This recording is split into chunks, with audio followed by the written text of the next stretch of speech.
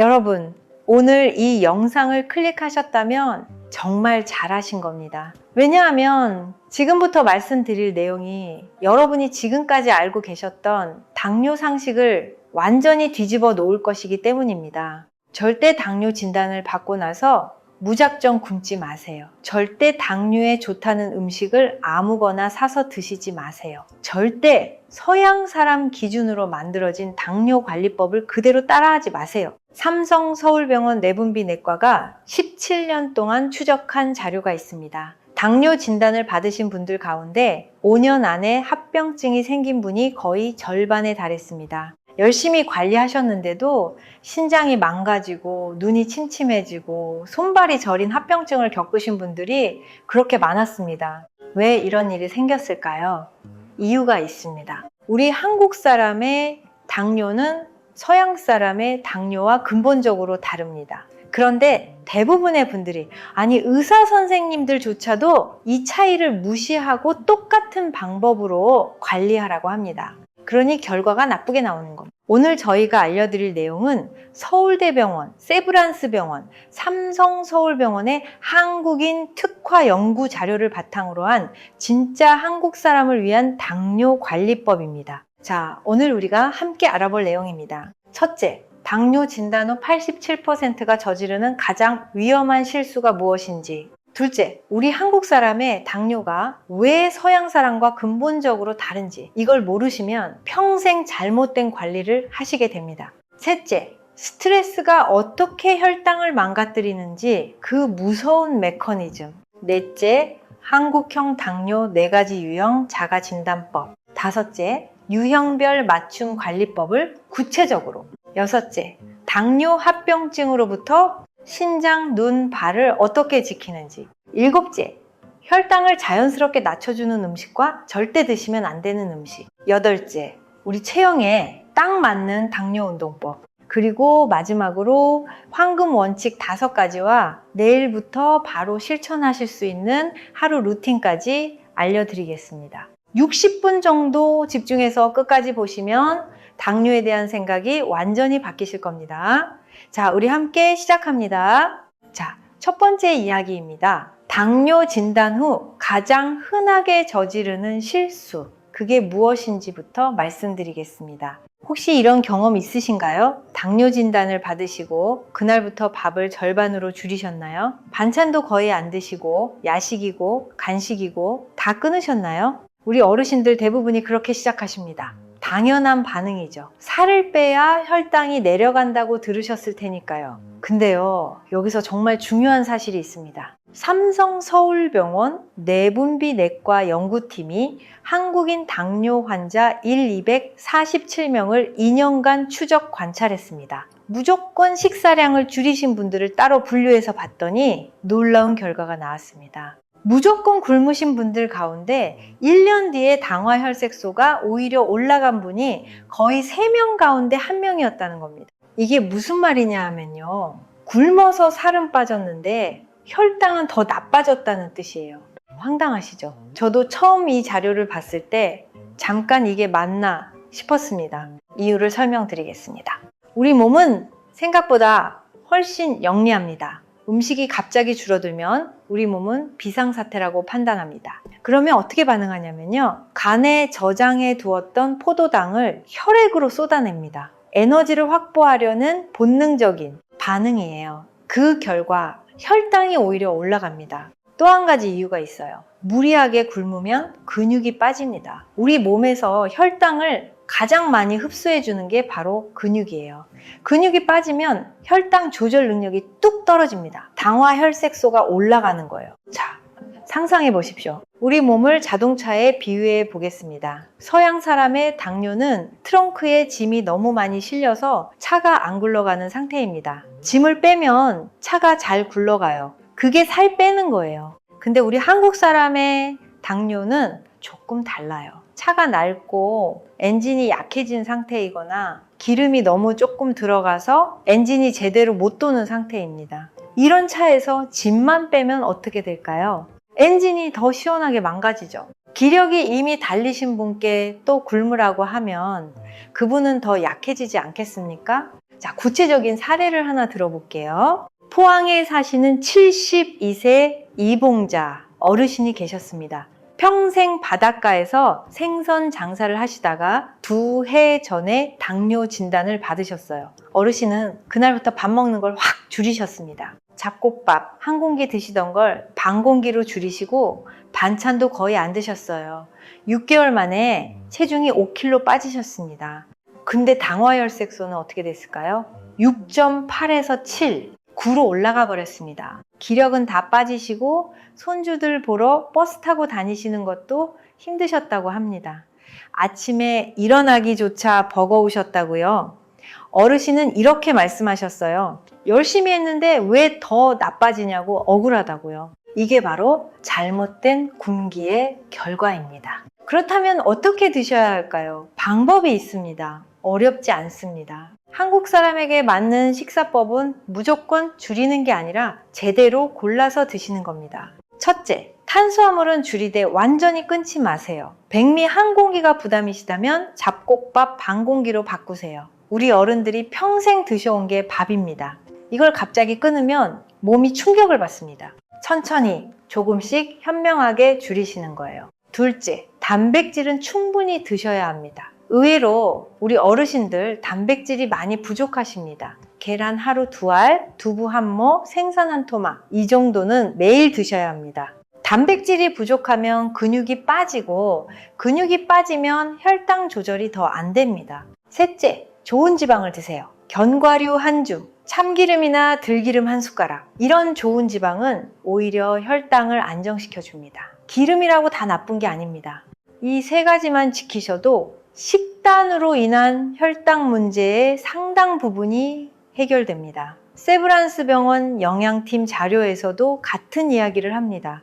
무조건 굶지 마시고 골고루 제대로 드시는 게 답이라고요. 자, 첫 번째 이야기 정리입니다. 당뇨 진단 후 무작정 굶는 건 오히려 혈당을 올릴 수 있습니다. 대신 탄수화물은 조금씩, 단백질은 충분히, 좋은 지방도 함께 드셔야 합니다. 이 3가지를 기억해 주세요. 다음으로 두 번째 이야기. 왜 한국 사람의 당뇨가 서양 사람과 근본적으로 다른지 그 깊은 이유를 알아보겠습니다. 자, 두 번째 이야기입니다. 이걸 모르시면 정말 평생 잘못된 방향으로 관리하실 수 있어요. 그러니까 집중해서 들어주세요. 세계보건기구 자료를 보면 정말 흥미로운 통계가 있습니다. 비만이 아닌데도 당뇨에 걸리는 비율이요. 한국을 포함한 동아시아가 서유럽보다 거의 2.7배 높습니다. 서양에서는 당뇨 환자의 89% 가까이가 비만입니다.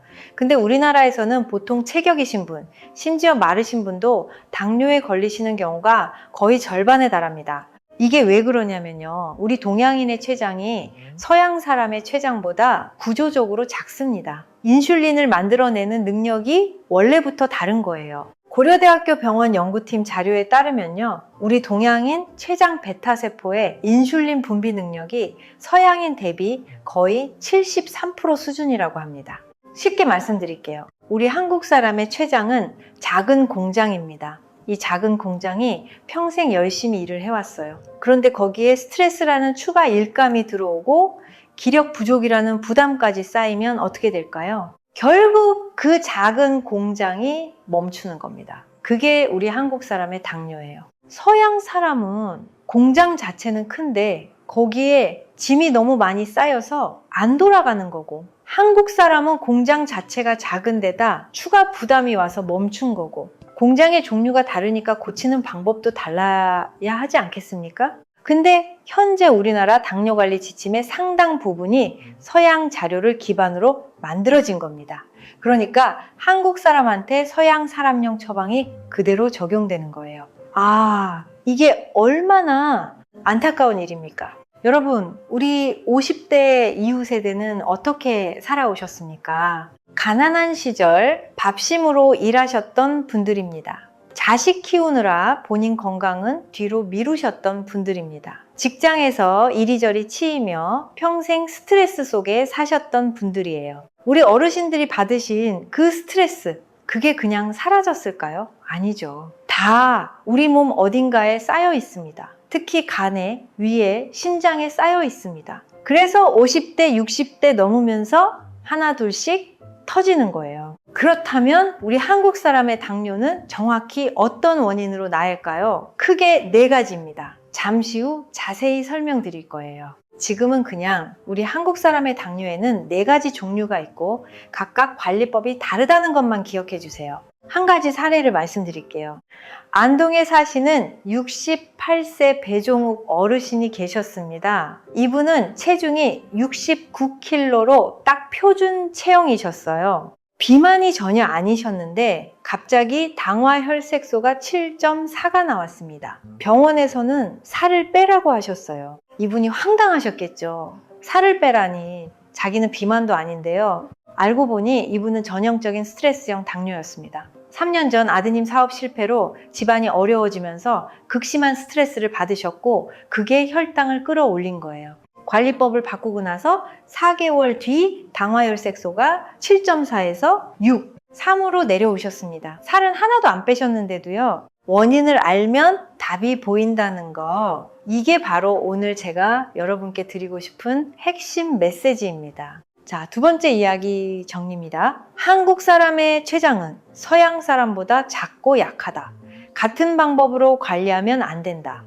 우리 한국형 당뇨에는 4가지 유형이 있다. 이걸 기억해 주세요. 다음 3번째 이야기. 스트레스가 어떻게 혈당을 올리는지 그 무서운 메커니즘을 알아보겠습니다. 자, 3번째 이야기입니다.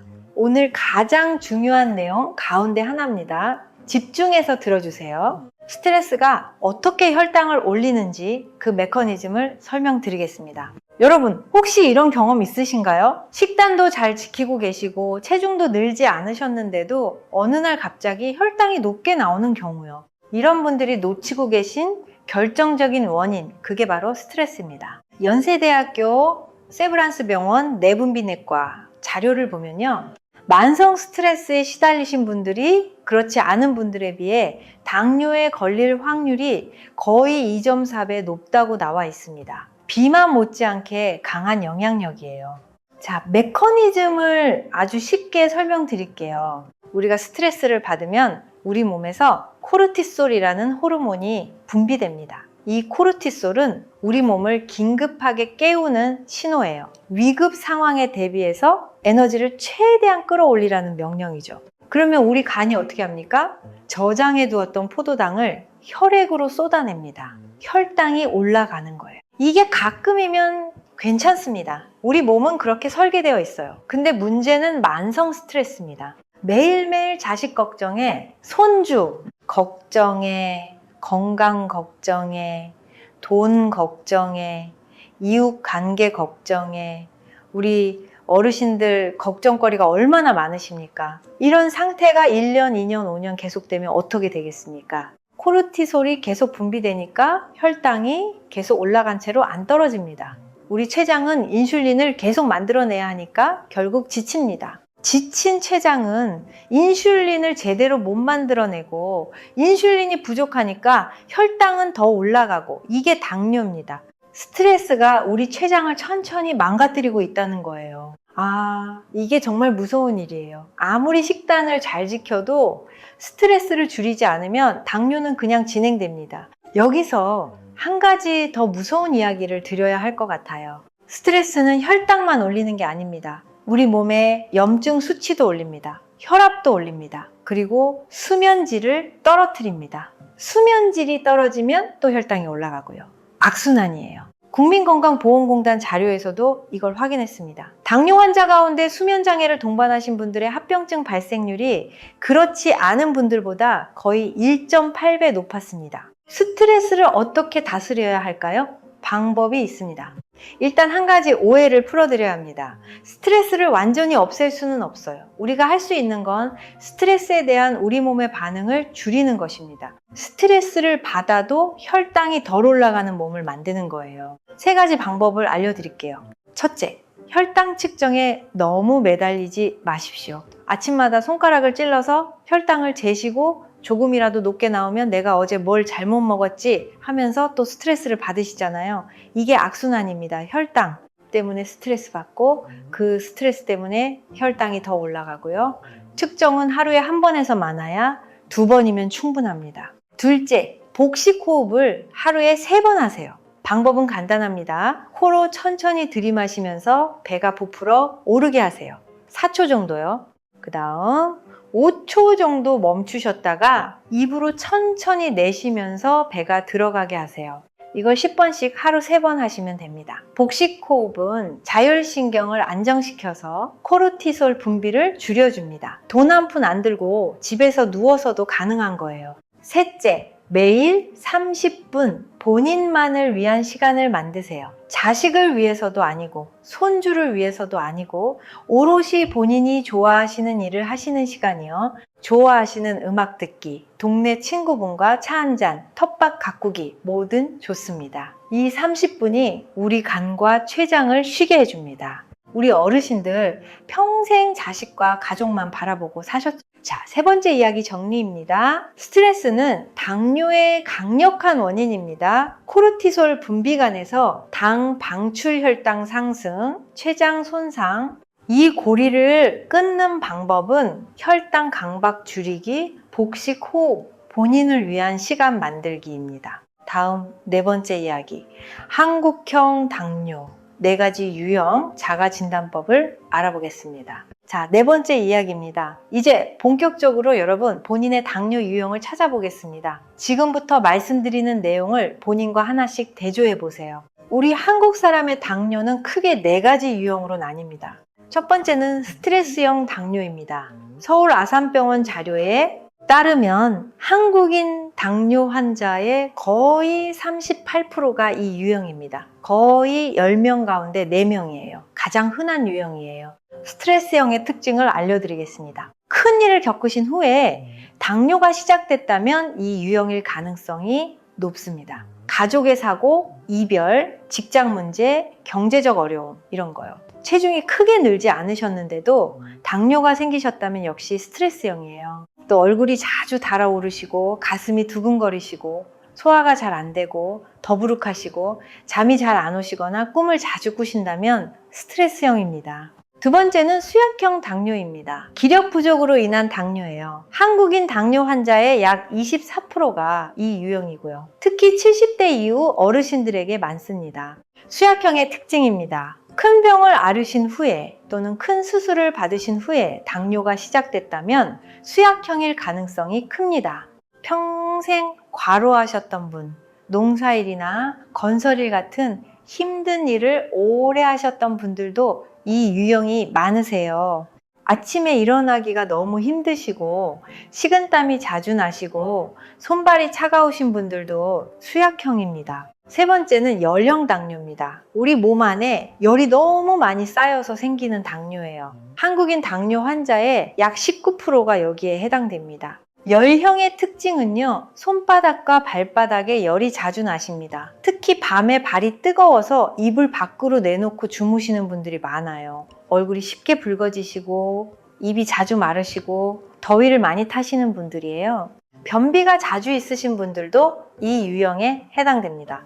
4번째는 누적형 당뇨입니다. 노폐물과 지방이 쌓여서 생기는 당뇨로 서양인의 비만형 당뇨와 가장 비슷해요. 한국인 당뇨. 환자의 약 18%입니다. 누적형의 특징은요, 배가 두툼하게 나오셨고 체중이 평소보다 5kg 이상 늘어 계시고 숨이 자주 차시고 다리가 자주 부으시는 분들이에요. 자, 잠깐 멈추시고요. 지금 제가 말씀드린 4가지 유형 가운데 여러분은 어디에 해당하시나요? 한 가지에만 딱 해당하실 수도 있고 2가지가 섞여 있으실 수도 있어요. 혼합형인 경우에는 더 강하게 해당하는 유형을 찾으시면 됩니다. 한 가지 중요한 말씀을 드릴게요. 이 유형들은 나이가 들면서 바뀌기도 합니다. 50대에는 스트레스형이셨던 분이 70대에는 수약형으로 바뀌는 경우도 있어요. 그러니까 정기적으로 본인 상태를 다시 체크해 보시는 게 좋습니다. 자, 4번째 이야기 정리입니다.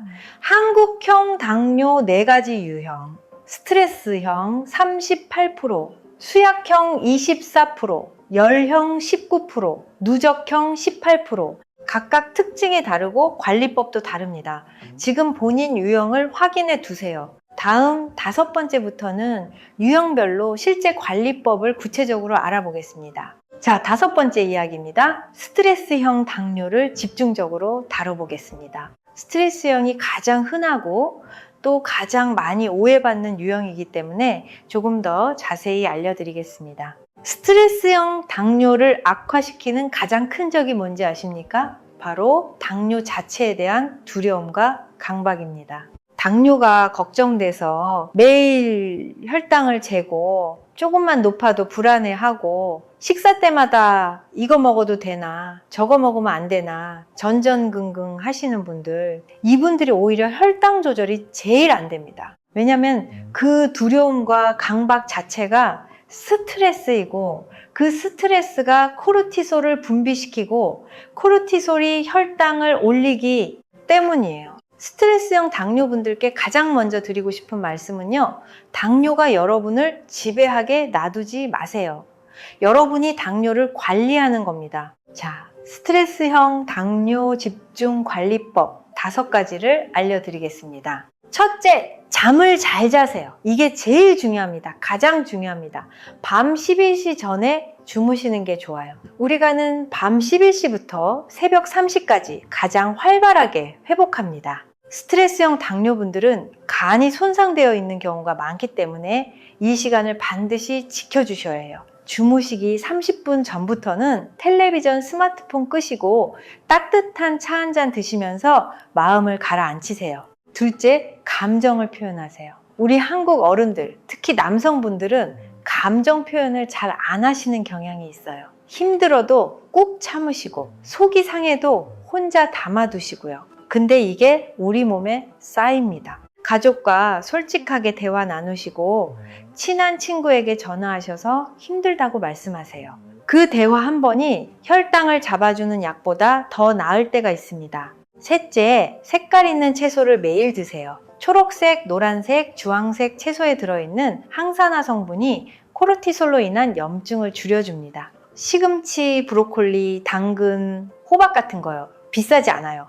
시장에서 얼마든지 구하실 수 있어요. 넷째, 하루에 한 번 야외에 나가세요. 집 근처 동네만 한 바퀴 도셔도 됩니다. 햇볕을 맞으시면 세로토닌이라는 기분 좋아지는 호르몬이 분비됩니다. 이 세로토닌이 코르티솔을 억제해요. 걷기 자체보다도 사실은 햇볕이 더 중요할 때도 있습니다. 5째, 따뜻한 음식을 드세요. 스트레스로 손상된 간은 차가운 음식을 소화하는데 에너지를 더 씁니다. 아이스 음료, 차가운 과일, 회 같은 건 되도록 줄이시고요. 따뜻한 국물, 된장국, 미역국, 따뜻한 차 같은 걸 드세요. 우리 몸이 안에서부터 따뜻해지면 간도 쉬어가면서 회복됩니다. 청주에 사시는 67세 최덕순 어르신 이야기를 드릴게요. 이분은 퇴직 후에 갑자기 하는 일이 없어지면서 무기력감과 우울감이 오셨어요. 그러면서 당화 혈색소가 7.2까지 올라갔습니다. 병원에서는 약을 드리려고 했는데 이분이 먼저 생활 습관을 바꿔보고 싶다고 하셨어요. 그래서 위에 말씀드린 방법들을 6개월 동안 실천하셨습니다. 특히 매일 오전 9시에 동네 친구들과 공원 산책을 시작하셨고 저녁에는 아들 내외와 저녁을 꼭 같이 드셨어요. 6개월 뒤 당화 혈색소가 7.2에서 6.4로 내려왔습니다. 이분이 하신 말씀이 인상적이었어요. 당뇨 관리를 시작한 게 아니라 사람 사는 거를 다시 시작한 것 같다고요. 이게 바로 스트레스형 당뇨 관리의 핵심입니다. 약과 음식보다 먼저 사람과의 연결과 마음의 안정이 먼저예요. 자, 5번째 이야기 정리입니다. 스트레스형 당뇨는 잠, 감정, 표현, 채소, 햇볕, 따뜻한 음식으로 관리합니다. 당뇨가 여러분을 지배하게 두지 마세요. 여러분이 당뇨를 관리하는 겁니다. 다음 6번째 이야기, 수약형 당뇨 관리법을 알아보겠습니다. 자, 6번째 이야기입니다. 수약형 당뇨, 즉 기력 부족으로 인한 당뇨를 어떻게 관리해야 하는지 알려드리겠습니다. 수약형 당뇨분들께 가장 많이 듣는 말씀이 있어요. 이것저것 다 해봤는데 왜 이렇게 효과가 없냐고요. 이유가 있어요. 수약형 당뇨분들은 일반적인 당뇨 관리법을 적용하면 오히려 더 힘들어집니다. 이분들의 문제는 체력이 고갈되어 있는 거거든요. 그런데 거기에 더 굶으라고, 더 운동하라고 하면 몸이 더 약해집니다. 수약형 당뇨의 근본 원인을 설명드릴게요. 우리 몸이 오랫동안 과로하거나 큰 병을 앓으면 신장의 기능이 약해집니다. 신장은 우리 몸의 에너지 근본, 즉 생명력을 저장하는 곳이에요. 이게 약해지면 혈당 조절에 관여하는 호르몬들도 덩달아 기능이 떨어집니다. 서울대학교 병원 내분비내과 연구 자료에서도 이를 확인했습니다. 기저 체력 지수가 낮은 당뇨 환자들은 같은 치료를 받아도 회복 속도가 2.1배 느렸습니다. 수약형 당뇨 관리는 치료가 아니라 회복입니다. 몸을 채우는 거예요. 구체적인 방법 5가지를 알려드리겠습니다. 첫째, 따뜻하게 익힌 단백질을 몇 끼니 드세요. 삶은 닭다리 1개, 구운 생선 1토막, 두부조림, 반모. 이것들을 차갑게 드시지 말고 따뜻하게 드세요. 수약형 분들은 소화 능력도 약해져 있어서 차가운 음식을 소화시키는데 에너지를 더 씁니다. 따뜻하게 드셔야 흡수가 잘 됩니다. 둘째, 기력을 보충해주는 전통 식재료를 활용하세요. 대추차, 인삼차, 환기차 같은 따뜻한 차를 하루에 2잔 정도 드세요. 이것들이 서양 보충제보다 우리 몸에 잘 맞습니다. 비싼 영양제 필요 없어요. 한약방이나 시장에서 조금씩 사다가 차로 우려 드시면 됩니다. 셋째, 충분한 수면이 가장 중요합니다. 밤 10시에서 11시 사이에 주무시고 새벽 5시 이전에는 일어나지 마세요. 수약형 분들은 특히 새벽에 일찍 일어나시는 경향이 있는데요. 그게 사실 몸이 약해서 깊은 잠을 못 자는 신호입니다. 넷째, 운동은 너무 격하게 하지 마세요. 수약형 분들께 격한 운동은 오히려 해롭습니다. 천천히 걷는 것, 햇볕 아래에서의 가벼운 스트레칭, 이 정도면 충분합니다. 운동보다 휴식이 더 중요한 유형이 바로 수약형이에요. 5째, 사람들과 어울리세요. 수약형 당뇨분들은 혼자 지내시는 경우가 많아요. 혼자 지내면 몸과 마음이 함께 약해집니다. 노인복지관, 경로당, 종교 모임, 동네, 친구 모임. 어떤 형태든 좋으니까 사람들과 자주 만나세요. 대전에 사시는 71세 황성진 어르신 이야기를 들려드릴게요. 퇴직 후 아내분이 먼저 세상을 떠나시고 혼자 사시면서 기력이 급격히 떨어지셨어요. 당화혈색소도 8.1까지 올라갔습니다. 아드님이 걱정되어서 아버지 손을 잡고 병원에 오셨는데요. 검사해보니 전형적인 수약형이었습니다. 매일 오전 10시에 동네 경로당에서 친구분들과 모이시고 점심을 함께 드셨습니다. 저녁에는 아드님이 매일 전화를 드렸고요. 3개월 뒤 당화혈색소가 8.1에서 7.1로 내려왔습니다. 어르신이 이렇게 말씀하셨어요. 사람 목소리 듣는 게 약보다 낫다고요. 여러분, 혼자 앓지 마세요. 우리 함께 건강해질 수 있습니다. 자, 6번째 이야기 정리입니다. 수약형 당뇨는 더 굶거나 더 운동하면 안 됩니다. 따뜻한 단백질 보충, 전통차, 충분한 수면, 가벼운 움직임, 사람과의 어울림. 이게 수약형 당뇨의 핵심 처방입니다. 다음 7번째 이야기. 열형과 누적형 당뇨 관리법을 알아보겠습니다. 자, 7번째 이야기입니다. 열형과 누적형 당뇨를 함께 다뤄보겠습니다. 먼저 열형 당뇨입니다. 몸 안에 열이 쌓인다는 게 어떤 의미일까요? 우리 몸은 끊임없이 열을 만들어냅니다. 소화를 할 때도, 에너지를 쓸 때도, 스트레스를 받을 때도 열이 생겨요. 이 열이 제대로 발산되지 않고 몸 안에 쌓이면 우리 오장육부에 염증이 생기고 혈관이 손상되고 혈당 조절 기능이 떨어집니다. 열형 당뇨분들의 특징을 다시 한번 확인해 드릴게요. 손발이 뜨겁고 밤에 발을 이불 밖에 내놓으시고 얼굴이 잘 붉어지시고 입이 마르고 물을 자주 찾으시고 더위를 많이 타시고 변비가 잦으신 분들이요. 이런 분들은 술을 즐기셨거나 맵고 자극적인 음식을 즐기셨거나 화를 잘 내시거나 화를 안으로 꾹꾹 참는 성격이신 경우가 많아요. 모두 몸 안에 열을 만드는 생활 패턴이에요. 열형 당뇨 관리의 핵심은 몸 안의 열을 식혀주는 겁니다. 방법 4가지를 알려드리겠습니다. 첫째, 식히는 성질의 음식을 드세요. 녹두죽, 보리차, 오이 냉국 같은 거요. 수박, 참외, 오이 같은 여름 채소들도 좋습니다. 이것들이 우리 몸 안에 열을 식혀줘요. 둘째, 매운 음식, 튀긴 음식, 술은 과감하게 줄이세요. 이것들이 열형 당뇨분들한테는 불에 기름 붓는 격입니다. 하루 3끼 가운데 한 끼만이라도 덜 맵게 드시는 것부터 시작하세요. 셋째, 화가 나면 밖으로 내보내세요. 화를 참으면 그게 열로 쌓입니다. 가족에게 솔직하게 표현하시거나 좋아하시는 노래 크게 부르시거나 방법은 다양합니다. 감정을 안으로만 억누르지 마세요. 넷째, 시원한 아침 공기를 마시세요. 해 뜨기 전 이른 아침의 공기가 가장 신선하고 시원합니다. 이때 10분에서 15분 정도 가볍게 걸으시면 몸 안에 쌓인 열이 빠져나갑니다. 이제 누적형 당뇨입니다. 누적형은 서양의 비만형 당뇨와 가장 유사한 유형이에요. 뱃살이 두툼하게 쌓이셨고 내장 지방이 많은 분들이 여기에 해당됩니다. 누적형 당뇨는 어떤 원리로 혈당을 올릴까요? 지방세포, 특히 내장에 쌓인 지방세포가 인슐린 저항성을 만들어냅니다. 인슐린이 있어도 세포가 인슐린을 잘 받아들이지 못하는 상태가 되는 거예요. 마치 자물쇠가 녹슬어서 열쇠가 맞아도 문이 안 열리는 것과 같습니다. 이런 분들은 살을 좀 빼셔야 합니다. 다만 공기 방식이 아니라 제대로 된 방법으로요.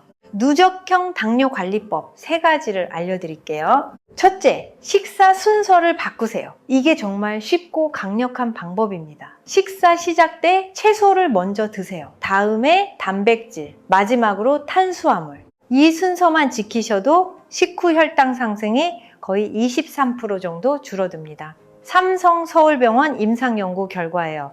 비용 제로입니다. 둘째, 정제 탄수화물을 줄이세요. 흰 쌀밥, 흰 빵, 흰 국수 같은 정제된 탄수화물은 혈당을 빠르게 올립니다. 이걸 잡곡밥, 현미밥, 통밀빵으로 바꾸세요. 완전히 끊으실 필요는 없어요. 조금씩 바꿔나가시면 됩니다. 셋째, 하루 30분 걸으세요. 우리 다리 근육이 전체 근육의 약 60%를 차지합니다. 걸으면 이 큰 근육들이 혈당을 흡수해서 써버립니다. 그러니 걷기만 잘하셔도 혈당이 상당히 내려갑니다. 집 근처 공원 한 바퀴만 돌아도 충분합니다. 자, 7번째 이야기 정리입니다. 열형은 몸 안에 열을 식히는 음식, 화 표출, 아침 공기로 관리합니다. 누적형은 식사 순서 변경, 정제 탄수화물 줄이기, 하루 30분 걷기로 관리합니다. 각각 다른 방법이지만 둘 다 실천하기 어렵지 않아요. 다음 8번째 이야기. 당뇨 합병증으로부터 신장, 눈, 발을 지키는 방법을 알아보겠습니다. 자, 8번째 이야기입니다. 이번 이야기 정말 중요합니다. 당뇨의 진짜 무서운 점은 당뇨 그 자체보다 합병증이에요. 국립암센터 자료에 따르면 당뇨 환자는 신장질환 위험이 일반인보다 거의 3.4배 높습니다. 실명 위험도 1.7배 높고요. 하지 절단으로 이어지는 당뇨발은 한국에서만 매년 수천 건이 발생합니다. 이게 다 무서운 이야기이지만 지금 알고 예방하면 막을 수 있어요. 자, 3가지 중요한 합병증과 예방법을 알려드리겠습니다. 먼저 신장 지키기입니다. 당뇨가 신장에 어떤 영향을 미칠까요? 신장은 정수기 필터와 같은 역할을 합니다. 혈액에서 노폐물을 걸러 소변으로 내보내는 거예요. 근데 혈당이 높으면 이 필터에 당이 달라붙어서 점점 막힙니다. 필터가 막히면 정수기 물이 더러워지듯 혈액 속 노폐물이 제대로 걸러지지 않아요. 신장을 지키려면 어떻게 해야 할까요? 첫째, 물을 충분히 드세요. 하루에 6잔에서 8잔 정도요. 물이 신장 필터를 씻어줍니다. 단, 한꺼번에 많이 드시지 마시고 하루에 걸쳐 나눠서 드세요. 아침에 2잔, 점심 전후에 2잔, 저녁에 2잔 이렇게요. 둘째, 염분을 줄이세요. 소금이 신장에 과부하를 줍니다. 국물 요리, 김치, 장아찌 같은 짠 음식을 조금씩 줄여나가세요. 국물은 반만 드시는 것부터 시작하세요. 셋째, 진통제를 함부로 드시지 마세요. 우리 어르신들 관절이 아프면 진통제를 자주 드시는데요. 일부 진통제는 신장에 독성이 있어요. 아프실 때는 반드시 의사 선생님께 상담하신 후 드세요. 다음으로 눈 지키기입니다. 당뇨로 인한 눈화병증, 당뇨 망막병증은 초기에는 증상이 거의 없어요. 근데 어느 순간 갑자기 시야가 흐려지거나 검은 점이 떠다니거나 하는 증상이 생깁니다. 이미 많이 진행된 후에야 알게 되는 경우가 많아요. 당뇨 진단을 받으셨다면 1년에 한 번은 반드시 안과 검진을 받으세요. 당뇨 망막병증은 초기에 발견하면 레이저 치료로 충분히 관리할 수 있습니다. 눈을 지키는 생활 습관도 있어요. 달걀, 노른자, 시금치, 브로콜리 같은 루테인이 풍부한 음식을 드세요. 고등어, 꽁치, 연어 같은 등 푸른 생선도 일주일에 2번 이상 드시면 좋습니다. 마지막으로 발 지키기입니다. 당뇨발은 당뇨 합병증 가운데 가장 빠르게 악화되는 합병증 중 하나예요. 혈당이 높으면 발의 혈액순환이 나빠지고 신경도 손상됩니다. 그러면 발에 상처가 나도 잘 못 느끼고 상처가 나도 낫지 않아요. 작은 상처가 큰 감염으로 번지고 심한 경우 발가락을 절단해야 하는 상황까지 생깁니다. 당뇨발 예방법 3가지입니다. 첫째, 매일 발을 살펴보세요. 발바닥, 발가락 사이, 발 뒤꿈치까지 꼼꼼히요. 작은 상처도, 물집도, 발톱 변색도 바로 병원에 가세요. 둘째, 발을 매일 따뜻한 물로 씻고 잘 말리세요. 발가락 사이를 특히 잘 닦아야 합니다. 물기가 남아있으면 균이 번식합니다. 셋째, 발에 꼭 맞는 신발을 신으세요. 너무 꽉 조이거나 너무 헐렁한 신발은 금물입니다. 항상 부드러운 양말과 함께 편한 신발을 신으세요. 자, 8번째 이야기 정리입니다. 당뇨의 진짜 적은 합병증입니다.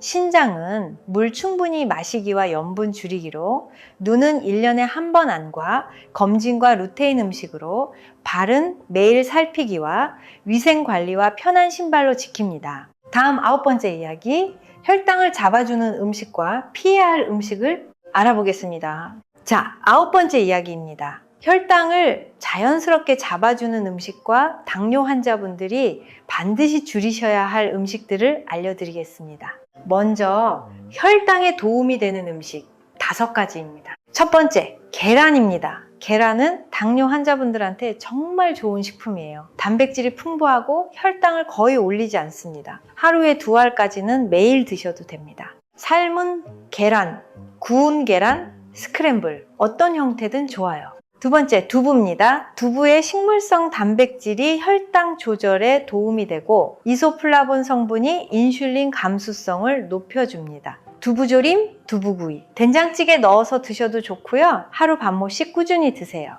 세 번째, 현미와 잡곡입니다. 흰 쌀밥보다 혈당 상승 속도가 훨씬 느립니다. 처음에 현미를 드시기 힘드시면 흰 쌀에 현미를 30% 정도만 섞어서 시작하세요. 어떻게 적응이 되시면 50%, 70%로 늘려가시면 됩니다. 네 번째, 등푸른 생선입니다. 고등어나 꽁치 같은 거요. 오메가3, 지방산이 풍부해서 혈관 건강과 혈당 조절에 도움이 됩니다. 일주일에 2번에서 3번 드세요. 고등어 한 마리면 2끼 식사가 됩니다.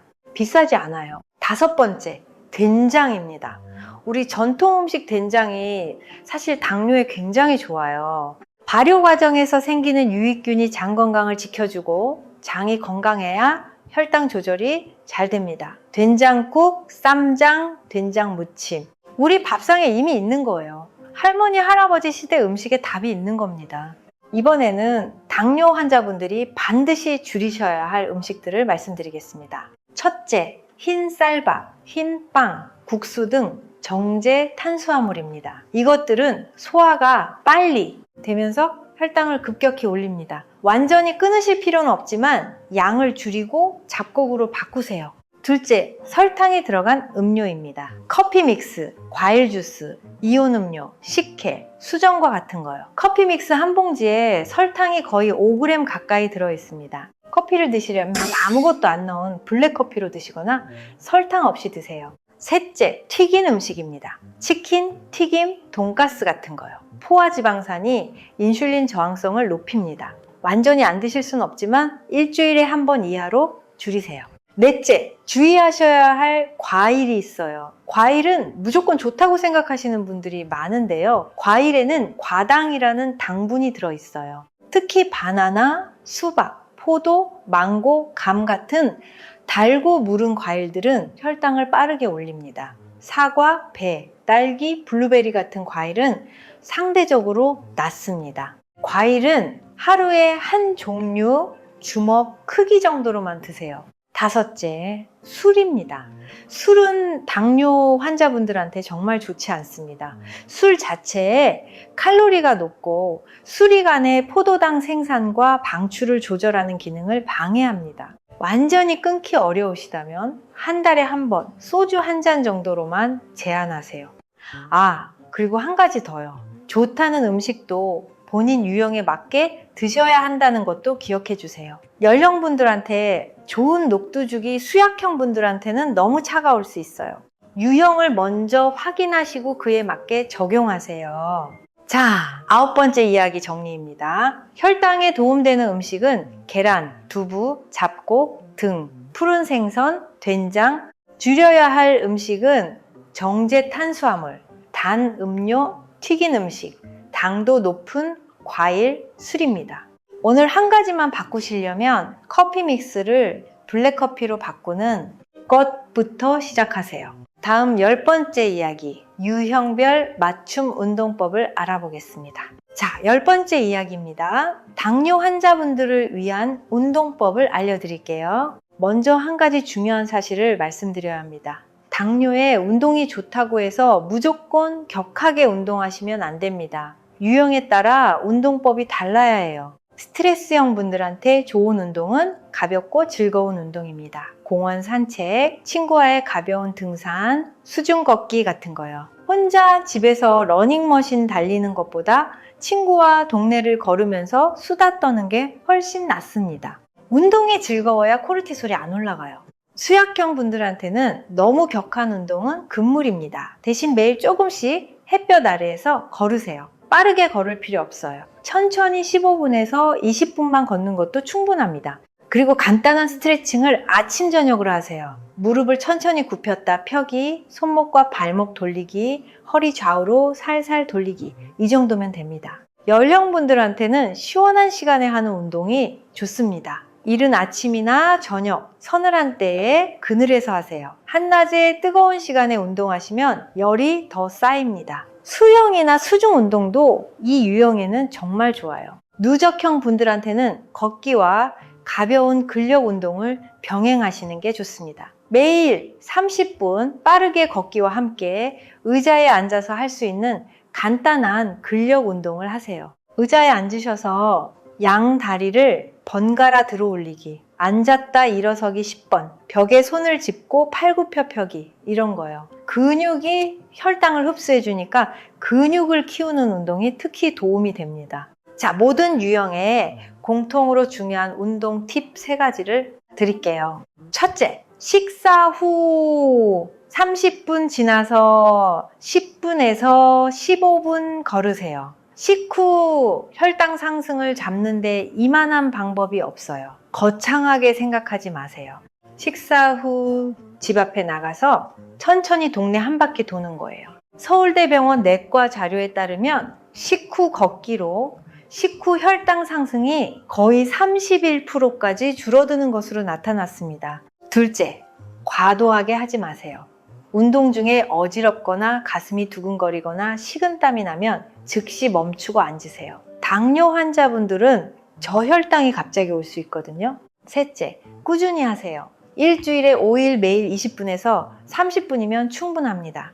격렬하게 한두 번 하는 것보다 꾸준히 매일 가볍게 하는 게 훨씬 효과적입니다. 자, 10번째 이야기 정리입니다. 운동도 유형에 맞게 해야 합니다. 스트레스형은 즐겁게 걷기, 수약형은 가볍게 조금씩, 열형은 시원한 시간에, 누적형은 걷기와 근력 함께입니다. 공통적으로 식후 가볍게 걷기, 과도하게 하지 않기, 꾸준히 하기가 핵심입니다. 자, 이제 마지막입니다. 오늘 배운 모든 내용을 정리하고 내일부터 바로 실천하실 수 있는 하루 루틴까지 알려드리겠습니다. 자, 오늘 우리가 함께 배운 내용을 전체적으로 한번 정리해 드리겠습니다. 오늘 여러분께 드린 가장 중요한 메시지는 이것입니다. 우리 한국 사람의 당뇨는 서양 사람과 다릅니다. 그러므로 관리법도 달라야 합니다. 하나씩 다시 정리해 드릴게요. 첫째, 당뇨 진단 후 무조건 굶으면 오히려 혈당이 더 올라갈 수 있습니다. 대신 탄수화물은 조금, 단백질은 충분히, 좋은 지방도 함께 드셔야 합니다. 둘째, 우리 한국 사람의 췌장은 서양 사람보다 구조적으로 작고 약합니다. 그래서 서양식 당뇨 관리법을 그대로 적용하면 안 됩니다. 셋째, 스트레스는 당뇨의 강력한 원인입니다. 코르티솔이 혈당을 올리는 악순환을 끊으려면 복식 후 본인을 위한 시간, 충분한 잠이 필요합니다. 넷째, 한국형 당뇨는 4가지 유형이 있습니다.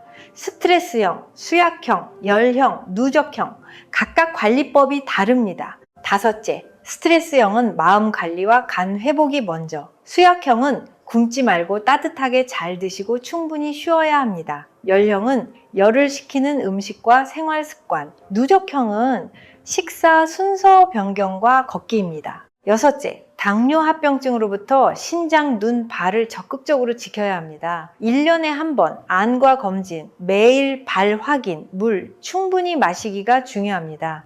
일곱째, 혈당에 좋은 음식은 계란, 두부, 잡곡, 등, 푸른 생선, 된장, 줄여야 할 것은 단 음료와 정제 탄수화물입니다. 여덟째, 운동은 유형에 맞게 과도하지 않게 꾸준히 해야 합니다. 공통으로 식후 가볍게 걷기가 가장 효과적입니다. 이제 황금 원칙 5가지를 드리겠습니다. 이 5가지만 꼭 기억해 주세요. 첫째, 충분한 수면입니다. 밤 11시 전에 주무세요. 우리 간과 췌장이 회복하는 시간을 충분히 주셔야 합니다. 둘째, 따뜻한 물을 하루 7잔 이상 드세요. 아침에 일어나자마자 1잔, 식전 30분에 1잔, 이렇게 나눠서 드시면 됩니다. 셋째, 매일 조금씩 움직이세요. 식후 10분 걷기부터 시작하세요. 이것만으로도 혈당 관리에 큰 도움이 됩니다. 넷째, 스트레스를 관리하세요. 복식 호흡 하루 3번, 30분 본인만을 위한 시간. 이 2가지가 스트레스 관리의 핵심입니다. 다섯째, 제대로 드세요. 굶지 마시고 골고루 드세요. 단백질 충분히, 채소 1접시, 좋은 지방도 함께요. 이 5가지가 여러분의 당뇨를 관리하는 황금 원칙입니다. 한 번에 다 하려고 하지 마세요. 오늘 1가지부터 시작하세요. 내일 또 하나 추가하세요. 우리 몸은 천천히 변합니다. 하지만 반드시 변합니다. 마지막으로 내일부터 바로 실천하실 수 있는 하루 루틴을 알려드리겠습니다. 아침 6시 30분에 일어나세요. 너무 일찍 일어나시면 우리 몸에 회복 시간이 부족합니다. 일어나시면 따뜻한 물 1잔을 천천히 드세요. 위장을 깨우는 거예요. 그 다음 5분에서 10분 정도 가벼운 스트레칭을 하세요. 손목, 발목 돌리기, 목 좌우로 돌리기, 허리 천천히 굽혔다 펴기, 이런 거요. 아침 7시에서 7시 30분 사이에 아침 식사를 하세요. 잡곡밥 반 공기, 삶은 계란 2알, 두부 2조각, 나물 2-3가지, 이렇게요. 천천히 30번 이상 씹어 드세요. 아침 식사 후 30분 정도 지나서 동네 한 바퀴 천천히 도세요. 20분에서 30분 정도면 충분합니다. 점심은 아침과 비슷하게 골고루 드세요. 채소 먼저, 단백질 다음, 탄수화물 마지막. 이 순서를 꼭 지키세요.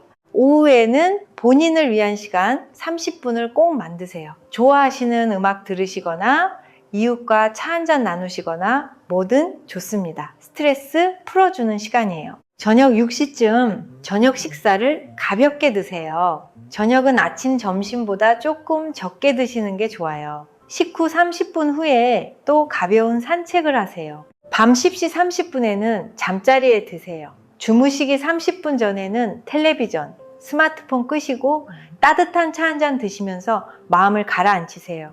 이 루틴이 어렵게 느껴지실 수도 있어요. 근데 한 번에 다 하시려고 하지 마시고 이 가운데 2-3가지만 시작하세요. 한 달 후에 또 2-3가지 추가하시고요. 우리 몸이 천천히 적응할 시간을 주는 거예요. 여러분, 우리 어른들 정말 많이 고생하셨습니다. 젊었을 때 자식 키우느라 본인 건강을 뒤로 미루셨고 이제야 겨우 내 몸 돌볼 시간이 생기셨는데 당뇨라는 진단이 오셨습니다.